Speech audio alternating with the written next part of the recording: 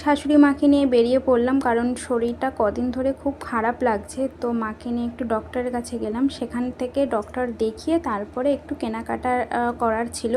তো সেখানে একটা জিনিস কেনা হয়ে গেছে, সেখানে প্রচুর ভিড় ছিল বলে আর ভিডিও করতে পারিনি। তারপরে এই দোকানে চলে এসেছি, কারণ আমার একটা ব্যাগ কেনার ছিল।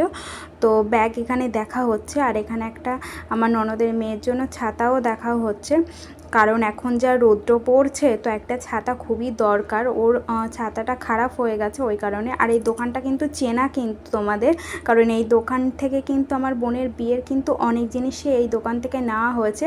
আর এই দোকানটা কিন্তু খুবই পরিচিত। তো বেশিরভাগ যা এরকম টুকিটাকি যা জিনিসপত্র যা দরকার লাগে, এরকম ব্যাগ ছাতা টাতা, তো এই দোকান থেকে এসে নেওয়া হয়। তো এখানে আমরা ব্যাগ ছাতা সব ডিসাইড করা হয়ে গিয়েছে। বাড়ি গিয়ে দেখিয়ে দেবো যে কী কী জিনিস কেনাকাটা হয়েছে। আর এখন কেনাকাটা হয়ে যাওয়ার পরে আমি আর মা এবার বাড়ির দিকে যাচ্ছি, কারণ অনেকটাই লেট হয়ে গিয়েছে। আর বাড়ি গিয়ে তোমাদের সামনে শেয়ার করছি কী কী কেনাকাটা হলো।